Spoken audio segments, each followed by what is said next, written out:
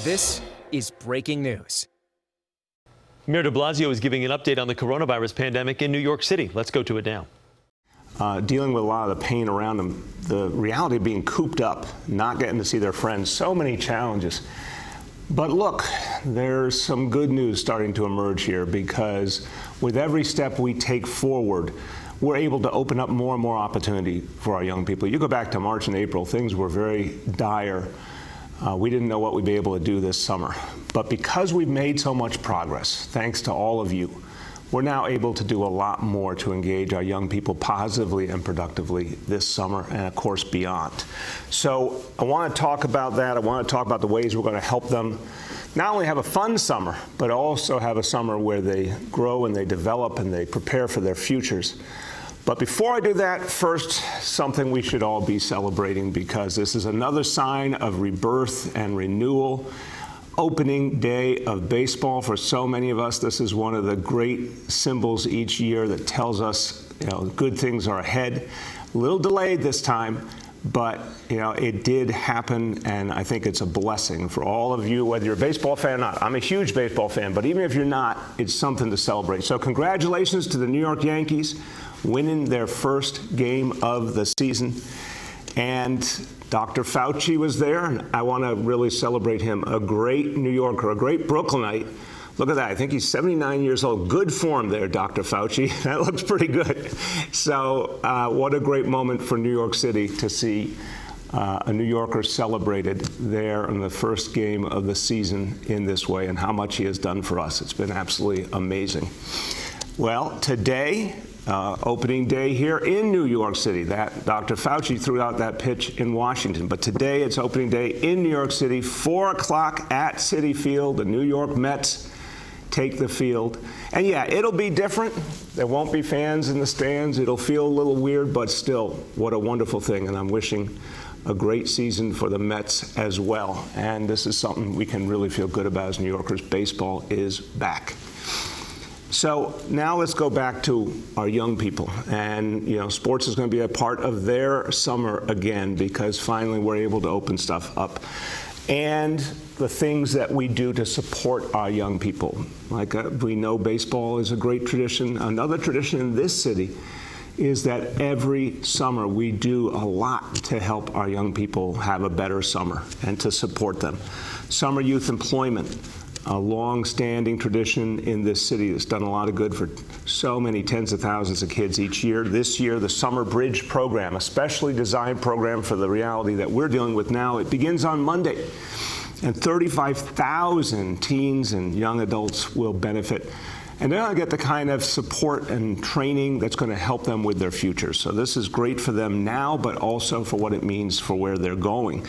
The young people will be part of this program. They'll be building career skills. They'll be part of workshops. They'll really be learning, and they'll get compensation to help them and to help their families in the middle of everything we're dealing with. A lot of the young people come from public housing. A lot were referred by social service organizations.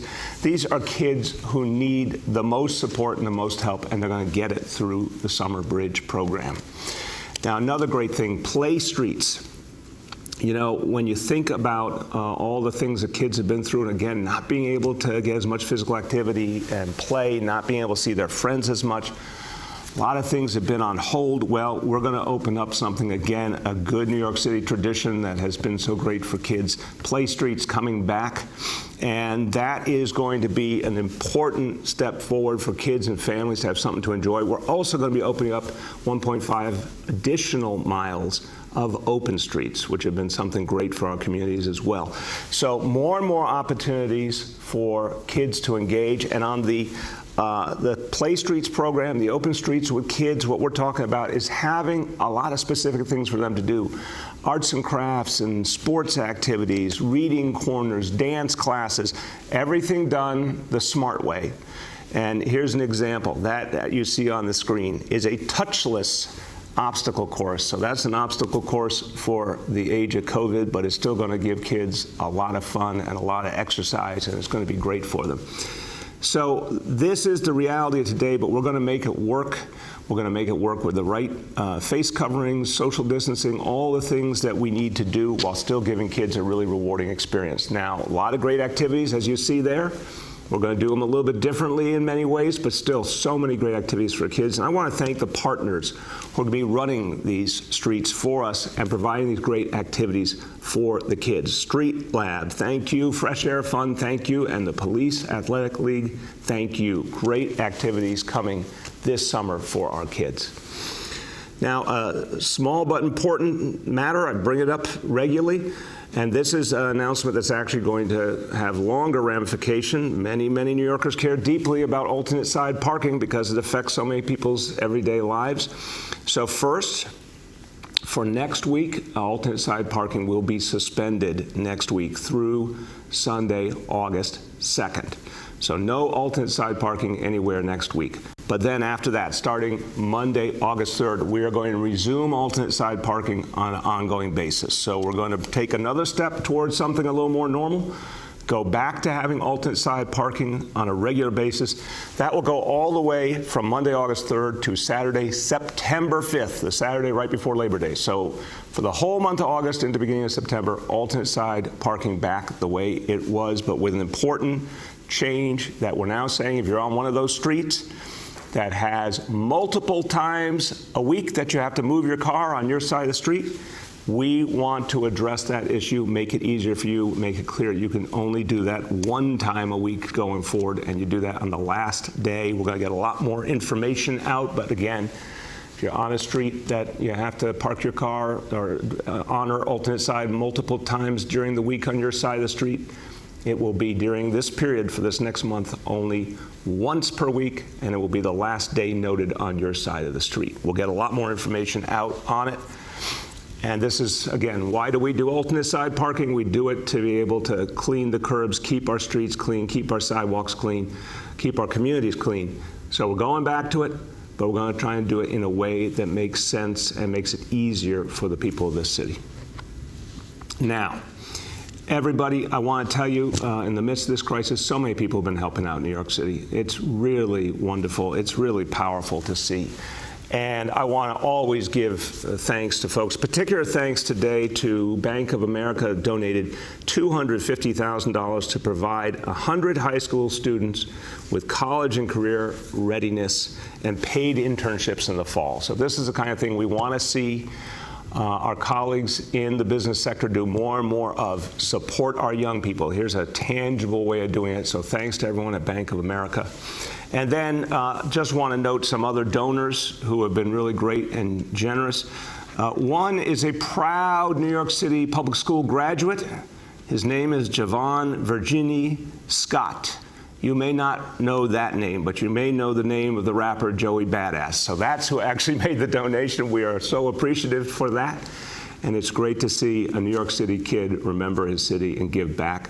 Crown Castle, Mevo, and Jessica Seinfeld and the Good Plus Foundation all have made generous donations. So again, so many people helping out. Always like to show our appreciation for the people who are helping New York City come back. Now, let's do the indicators. And let me tell you, a lot to be proud of again today. So this is such an example of what New Yorkers have achieved together. Day after day, we see this progress. So daily indicator number one, daily number of people admitted to hospitals for suspected COVID-19. Threshold is 200 patients. Today's report is 72. Indicator number two, daily number of people in health and hospitals ICUs, threshold 375. Today's report 295. And percentage of people testing citywide who are positive for COVID-19, threshold 15%. Today, once again, 2%. That's been extraordinarily consistent. Let's keep it that way, and let's see if we can go even farther together. A few words in Spanish. La ciudad de Nueva York quiere ayudar a nuestros niños a disfrutar del verano en sus calles. Vamos a abrir 1,5 millas adicional de calles este fin de semana y traer de nuevo nuestro programa de juego en las calles. Los niños de la ciudad podrán jugar practicar deportes y disfrutar con sus amigos de manera segura en nuestras calles. With that, let's turn to our colleagues in the media. Please let me know the name and outlet of each journalist.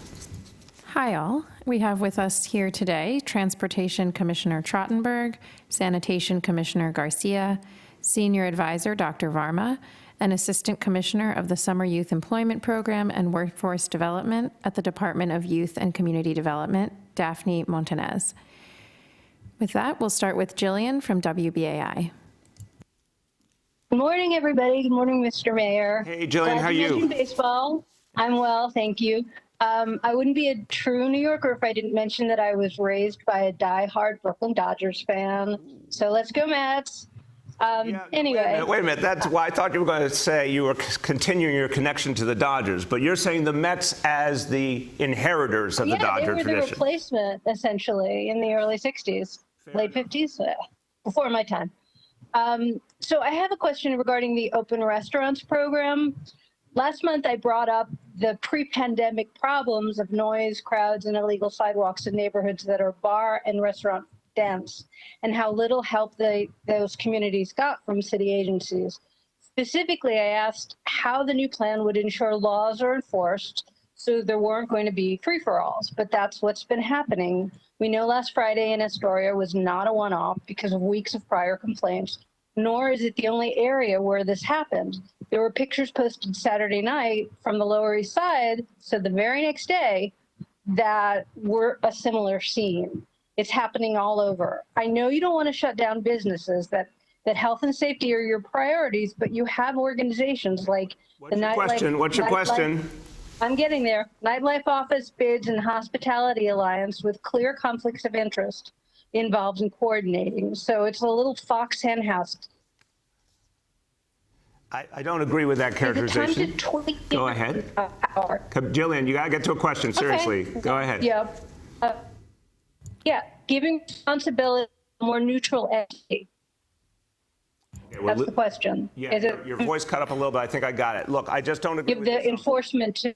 I don't agree with the assumption. The folks we work with in the industry, we've listened for their thoughts, their advice, but we still obviously are going to do what government has to do and balance all the different pieces of the equation. I think this is a very unusual situation. Health and safety has to come first, unquestionably. And we need to do everything that will help avoid that kind of crowding. What we found was overwhelmingly people were in compliance. And just the facts are the facts. Where we sent inspectors out, where we sent educators out, overwhelmingly people in compliance, or they moved into compliance quickly. We have had some troubled areas. You're right about that part of Astoria. You're right about the Lower East Side. We've got to do better there. But it is still not my impulse to say wide-scale shut down businesses or wide-scale fines, because I really think that backfires in terms of what we're trying to achieve of getting people back to work. So more and better education, more focused enforcement, and we have made clear if people really ignore the warnings, then of course some institutions sadly will be shut down, fines will use, but we are still striking a balance, and I still believe overwhelmingly compliance has been consistent in most of the city. Go ahead. Jillian, okay. Well, in a different area, there was quite a bit of blowback from my question last week about the Small Business Job Survival Act, which is now called the Job Survival Act. The Small Business Congress said that you actually were playing dumb, that you knew the difference because, in fact, you had actively supported the arbitration bill when you were running for public advocate, and then you switched, and then the revenue talking points started becoming the norm. I'm trying to edit my question so it's slower, it's shorter. They call this all a distraction, a red herring, because the real estate industry is opposed to giving small business owners those basic lease renewal fairness issues. I was a little surprised when you said that you thought landlords would do the right thing, because there's not really a track record of that, even after 9/11. So has your memory been refreshed? And please explain how an economic progressive can take such a laissez-faire position, especially given the plethora of empty storefronts across.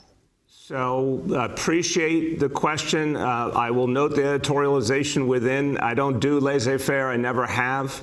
I have consistently been opposed by Rebney throughout my career, so I just would like to get the facts straight.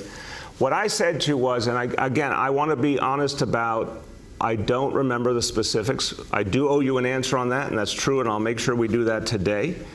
The arbitration idea is very interesting to me in the context we're in. I remind you that I think everything has been thrown for such a loop that what I said, I stand by. I would hope that this is not business as usual. This is not like the normal realities with landlords. I would hope landlords would realize, both morally and practically, that if they throw out a tenant, they're not going to have someone to replace them anytime soon. But I do want to look at the arbitration issue again. I'll give you an answer to that. I told you about the legal problems with commercial rent control that I truly believe are there under the laws of this nation and this state. And I said in State of the City, we want to see if there's a way to find a new model. But I will definitely come back to you on the arbitration question, because I think that's an interesting point. Next, we have Katie from the Wall Street Journal. Hey, good morning, Mayor. I wanted to ask you another small business question. I know, obviously, there's rental and eviction problems for residential tenants, but the city had a commercial rent program that funded lawyers and allowed, would help small business owners renegotiate leases and that kind of thing by paying for that. But that was cut in the budget. So I'm curious if you would want to reinstate some of that to help small businesses, because, a lot of people predict that there will be just a cascading closure of businesses. Yeah, that is not only a good question, that is an excellent question, Katie, because that is one of the things that, as we were going through the many, many items in the budget, I am increasingly feel that piece was not clear enough, because apparently it was a program that was on a timeline and slated to end. I think it was after 3 years, and it should have been discussed differently in the budget process rather than just allowed to lapse. So we're going to go back and look at that one again and see if there's a way to revive it. I think that's exactly the kind of thing we should be doing now, and I think that might have been something we missed in the budget process. My second question is short. I was reflecting that I really love going to Citi Field on opening day. If you're there, you get the old Queen's cheer. So I'm curious, will you be involved at all in today's ceremony or the opening day? No plan to. I don't know what the Mets are doing today or what the Yankees are going to be doing, but all I care about is they're back, and I just think it's good for the city and good for all of us to see another step in the right direction. Next, we have Marcia from CBS. Good morning, Mr. Mayor. I wondered if you'd like to respond to the criticism from Governor Cuomo yesterday, who said that if you don't get a handle on surging violence, homelessness, and the increase in graffiti, that people aren't going to be moving back to the city. And also a tweet from your former police commissioner, Bill Bratton, who said, and I quote, "At the rate City Hall is breaking windows, there won't be any left as New York City continues its downward spiral. The decline is accelerating. City Hall Pauls never learn, apparently. You can't have public safety without a focus on both serious crime and disorder." What actions are you going to take to go after the homeless encampments, the increase in graffiti? Marcia, I gotcha. Marcia, I will just be really clear about New York City. New York City is coming back. New York City is coming back strong. This city has been heroic fighting back this disease. We are now being looked at all over the country as the example of how to deal with this crisis. There's tremendous energy to come back. We've gone through phase 1, 2, 3, 4 on time. We're getting ready for more and more. We are going to fight back the challenges, but given that this city was hit harder than any place in the country, you can already see our strength coming back. So there's no question we'll deal with these issues as we have before, but most importantly, New Yorkers are proving their commitment to their city and the fact that the comeback is happening right now as we speak. Mr. Mayor, my second question has to do with testing. The city has partnered with urgent care facilities that cannot provide COVID test results in a timely manner. How is that rectified, and should testing capacity be increased in other areas that can provide more timely service? Yeah, great question, Marcia. Look, it was right to partner with the urgent cares. It gave a lot more people opportunity. For a long time, that was working perfectly well. We ran into a national testing crisis because of the surge around the country. We're taking steps to address it. As you heard yesterday, the wait time for getting results is now down to a few days again. unquestionably, our public hospital system, health and hospitals, has done the best job lately in terms of test turnaround. So my message to all New Yorkers is, if you're going to go get those tests, go to a health and hospitals facility. You'll get the fastest turnaround. But I do believe the issues being addressed now, here and now in New York City, and we're going to be able to stabilize those response times. That said, we need a national solution to make sure we don't slip back again. We really need the president to use the Defense Production Act and get testing labs built out all over the country. So we'll keep working on local solutions, but we need a lot more national help on this as well. Next, we have Dave Evans from ABC7. Hey, Dave. Dave, are you there? Miracles never cease. Yeah, can you hear me? There you go. Go ahead. Hey, I wanted to ask you, I think it's around the first question. I might have a little bit of a back connection, but you've talked in the past about the need for police not to do social distancing and to focus more on serious crime. But have we now gotten to a point where we see some of these overwhelming crowds in Astoria, on the Lower East Side, that now police need to step up and start enforcing the rules? Sure. Dave, look, again, you're naming two neighborhoods. We're looking at the whole city. We're looking at 10 or 15 areas that have a lot of bars and restaurants. And where we've seen, there's clearly been a problem in Astoria, there's clearly been a problem on the Lower East Side. Not as much in the other places. I still think the fundamental education efforts, the civilian ambassadors, and then particularly the sheriff's office have been really effective overwhelmingly. But where we need to go and use tougher measures like shutting down an institution, we will. And I think, look, the bar and restaurant world did see places starting to be shut down. I think that message is spreading that they've got to be responsible. But where we need to bring in the NYPD in particular situations, absolutely we will. Go ahead. Okay, my second question along the same line. This weekend it's going to be nice. Nice warm evenings on Saturday and Sunday.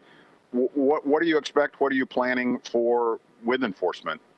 A lot of enforcement. We absolutely are planning to have a lot of people out.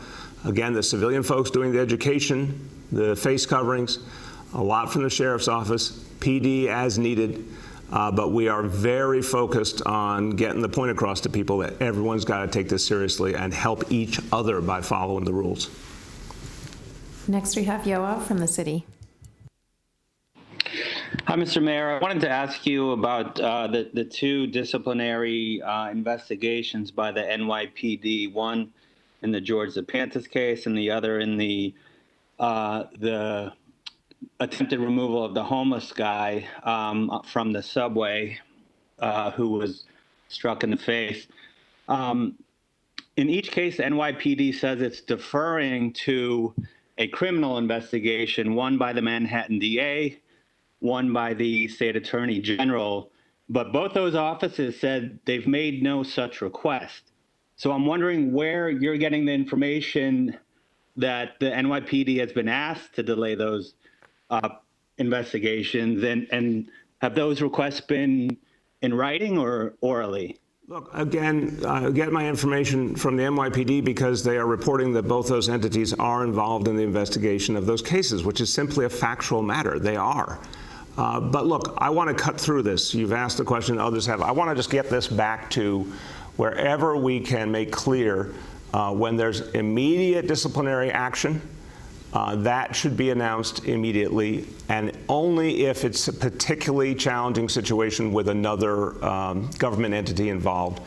Sometimes that may make it impossible to speak quickly. But I really want to get back to the point that a simple standard of, in the first few days, is there a cause for immediate disciplinary action or not? Thereafter, the investigation proceeds quickly, and we get to a decision on whether there's bigger discipline. So we'll get you a clearer answer today, but it is a factual matter that those other investigatory entities have been involved. Go ahead. Okay, thanks. Staying on the removal of the homeless individual from the subway, some public officials, some elected officials voiced some real strong concern that the officer who punches the individual twice in the face doesn't look like there's going to be any kind of modified duty for him. And I guess I'm wondering, having viewed the video, and what are New Yorkers supposed to think about witnessing someone get struck in the face with such force? And that seems to be okay for the NYPD and City Hall. No, Yoav, it's just not a fair explanation of what happened. It was an incident that played out over a substantial period of time. From everything I've seen and everything I've heard of the nuances of what happened, this is not a cut and dried situation, including the fact that the civilian unfortunately did strike the officer, and that's a fundamental problem. So what is clear to me, when an officer does something that's inappropriate, that merits either modification or suspension, it needs to happen and needs to happen quickly. When they don't, there are other types of corrective activities, retraining, and other things that can be used.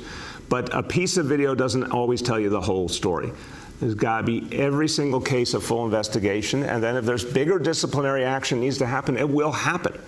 And we're going to be very visible, showing people that, because it's important for the public to see it. And now, because the laws have changed, we're going to be able to show people the disciplinary process in real time on an ongoing basis. And that will be more and more true with every passing week as we make these changes. Next, we have Emily from New York 1. Good morning, Mayor de Blasio. Hey, Emily, how are you? I'm well, thank you. Hope you're well, too. We're, of course, heartened by these 3 daily COVID indicators that show good progress and stabilization in the city, but I wondered if there's any data, however minor, that points to a potential resurgence, if you think a resurgence is inevitable. I think inevitable is too big a word in this case. I think it's something we have to be prepared for, Emily. I'm really concerned about people coming here, and I want us to keep working with the state and the Port Authority to tighten up that quarantine program constantly. It's a brand new thing, obviously. It's a complex thing, but I want us to make that stronger all the time. I'm really happy about the size and the capacity of the test and trace program, because that's one of the big X factors here in making sure that we can contain any problem we have. So we have to be ready as more and more activity occurs, but I do think the difference here than other parts of the country is New Yorkers have shown tremendous commitment, partly because we walked through hell and we went through so much, but partly because New Yorkers actually have a sense of looking out for each other and thinking as a community that's real deep, and we've seen it in crisis after crisis. And I think this is one of the reasons why you're not seeing a resurgence so far. Go ahead. And there's nothing in the data beyond those 3 indicators that's concerning to you and to your advisors in the least. I hear you entirely on improvements to the testing turnaround times, but the numbers are still good all around? We are watching the data all the time, every day. We're having these conversations. We're looking at different measures, not only our own. The state uses some other ones, but they're all consistent. Again, the concern we should all have is people coming in larger numbers from outside. So far, we haven't seen huge numbers for obvious reasons, because people aren't traveling as much. But we got to be really tight about that. And we got to be tight about the fall with the flu season, and we're going to be talking about that a lot in the coming weeks. But no, if the question is, are there any indicators causing a particular alarm right now? No, they've been actually strikingly consistent and favorable, and again, because New Yorkers are really out there doing things the right way. Last 2 for today. Next, we have Joe from Politico. Hi, Mr. Mayor. I wanted to ask you about a story my colleague Sally wrote. It was about a report that I think was spearheaded by Deputy Mayor Bean. And it had some former city officials, Carl Weisbrod, Alicia Glenn, Jennifer Jones-Austin, who came up with a bunch of ideas about, how the city could weather reopening. And it was sort of never made out of the draft phase. Seems like it was quashed from within City Hall. I'm just wondering if you read it and, what you thought about it, if so, and, why it wasn't released. Yeah, that was an informal group, as I understand it. I'm going to certainly look at what they put together, but that was a group of, really good-hearted people trying to offer ideas, obviously very early on when we were focused first and foremost on getting through the crisis. But now we are more and more bringing in ideas from a lot of different people, Joe, to figure out the big steps. And I'll be talking more with each passing month about how we're going to bring the city back on a much bigger level. And then just to follow up on something that Yoav had asked, I was wondering if you could go into some more detail about these investigations. There seems to be some outcome that you or the NYPD is worried about, but can you tell us why the existence of a concurrent criminal investigation would prevent the NYPD from releasing its own preliminary results if these law enforcement agencies themselves are basically saying, go right ahead, it doesn't bother us?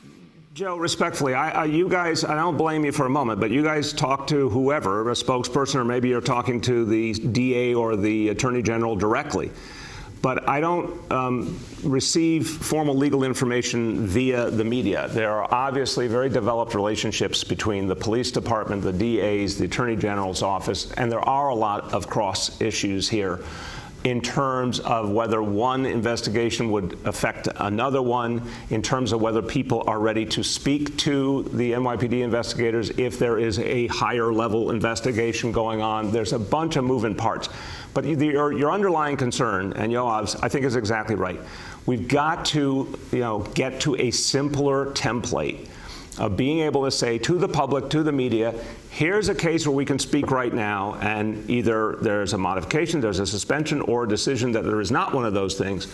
Yes, we're proceeding with further discipline. No, we're not. Here's why. Real simple. And if there is another entity involved, explain more clearly what the problem being created there is that we have to navigate.